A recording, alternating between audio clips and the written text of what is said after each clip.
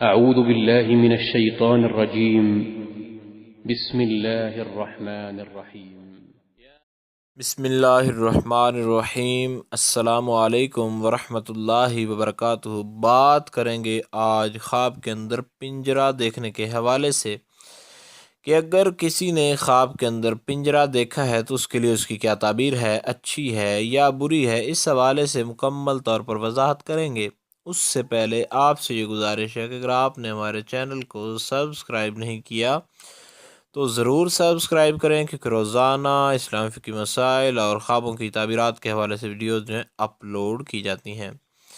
حضرت امام ابن سیرین اس بارے میں فرماتے ہیں کہ اگر کوئی خواب میں دیکھے کہ اس کے پاس پنجرہ ہے تو دلیل ہے کہ کسی جگہ کے اندر گرفتار ہوگا، اور بعض اہل تعبیر بیان فرماتے ہیں کہ کسی قید خانہ کے اندر جائے گا، اور اگر دیکھے کہ پنجرہ ٹوٹا ہوا ہے یا ضائع ہوا ہے تو دلیل ہے کہ قید خانہ اور تنگی سے نجات پائے گا۔ امام جعفر صادق اس بارے میں فرماتے ہیں کہ خواب میں پنجرے کا دیکھنا اس کی 3 تعبیریں ہیں۔